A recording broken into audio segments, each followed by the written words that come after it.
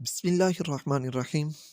السلام علیکم محترم سامعین کرام، آج ہم پیش کریں گے آپ کی سماعت کے نظر اللہ تبارک و تعالیٰ کے پیارے نبی حضرت ادریس علیہ السلام کا واقعہ۔ حضرت ادریس علیہ السلام کا اصل نام اخنوخ ہے۔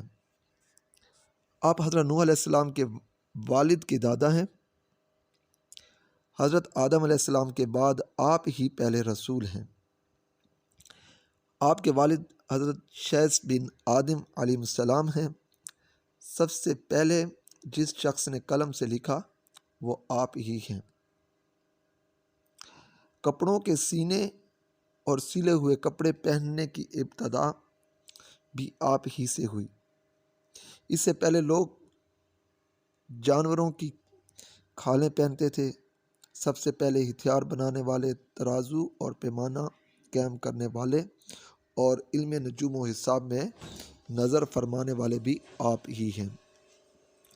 یہ سب کام آپ ہی سے شروع ہوئے ہیں۔ اللہ تبارک و تعالیٰ نے آپ پر 30 صحیفے نازل فرمائے اور آپ اللہ تعالیٰ کی کتابوں کا بکثرت درس دیا کرتے تھے۔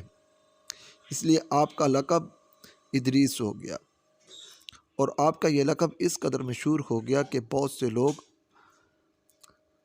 آپ کا اصلی نام معلوم ہی نہیں کر پائے۔ قرآن مجید میں آپ کا نام ادریس ہی ذکر کیا گیا۔ آپ کو اللہ تبارک و تعالیٰ نے آسمان پر اٹھا لیا۔ بخاری مسلم کی حدیث میں ہے کہ نبی کریم خاتم النبیین صلی اللہ تعالیٰ علیہ وسلم نے شب معراج حضرت ادریس علیہ السلام کو چوتھے آسمان پر دیکھا۔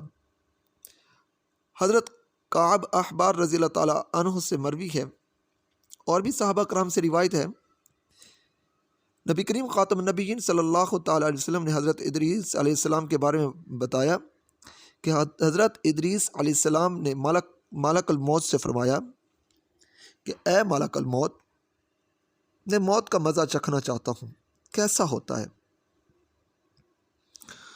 تم میری روح قبض کر کے دکھاؤ۔ ملک الموت نے اس حکم کی تعمیل کی اور روح قبض کر کے اسی وقت آپ کی طرف لوٹا دی، اور اب دوبارہ زندہ ہو گئے۔ پھر حضرت ادریس علیہ السلام نے فرمایا کہ اب مجھے جہنم دکھاؤ تاکہ خوف الہی زیادہ ہو۔ چنانچہ یہ بھی کیا گیا۔ جہنم کو دیکھ کر آپ علیہ السلام نے دروغ جہنم سے فرمایا کہ دروازہ کھولو، میں اس دروازے سے گزرنا چاہتا ہوں۔ چنانچہ دروغ جہنم حکم کی تعمیل کی، اس نے دروازہ کھول دیا، اور حضرت ادریس علیہ السلام آپ اس پر گزر گئے۔ پھر آپ نے ملک الموت سے فرمایا کہ چلو مجھے جنت دکھاؤ۔ وہ آپ کو جنت میں لے گئے۔ آپ دروازوں کو کھلوا کر جنت میں داخل ہوئے، وہاں پہ سیر کی، گھومے پھرے۔ تھوڑی انتظار کے بعد ملک الموت نے کہا، اے اللہ کے رسول، اب آپ اپنے مقام پر تشریف لے چلیں۔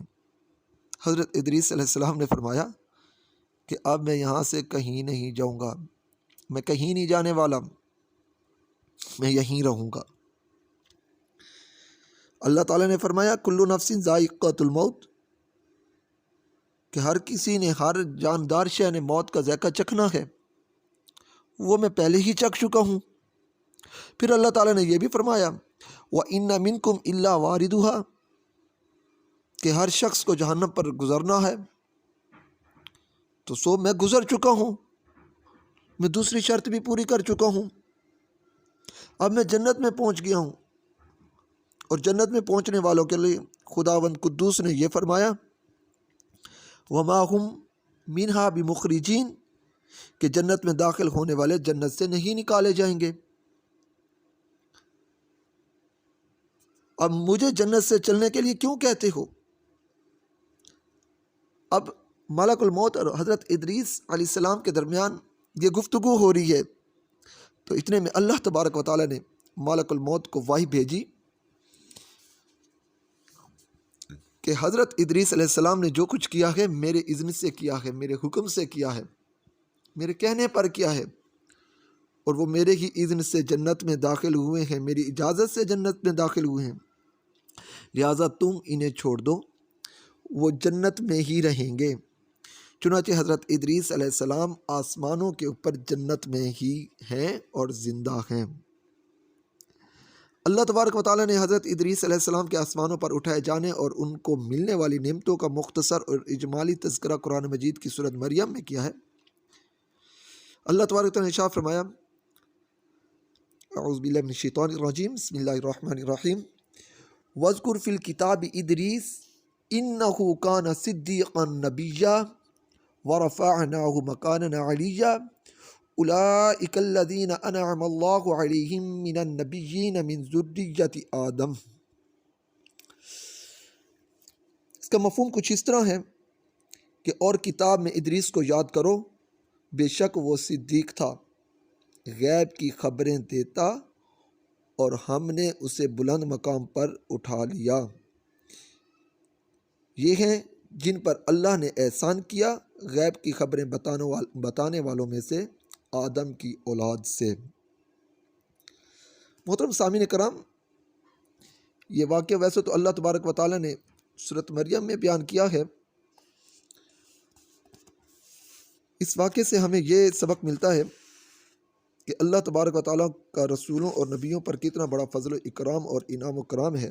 اس لیے ہر مسلمان کے لیے واجب الایمان اور لازم العمل ہے کہ خداوند قدوس کے رسولوں اور نبیوں کی تعظیم و تکریم اور ان کا ادب و احترام کریں اور ان کے ذکر جمیل سے خیر و برکت حاصل کرتے رہیں۔ قرآن مجید کی مقدس آیتوں اور حدیثوں میں بار بار خدا کے ان برگزیدہ رسولوں اور نبیوں کا ذکر جمیل اس بات کی دلیل ہے۔ ان بزرگوں کا ذکر خیر، تذکرہ موجب رحمت و باعث و خیر و برکت ہے۔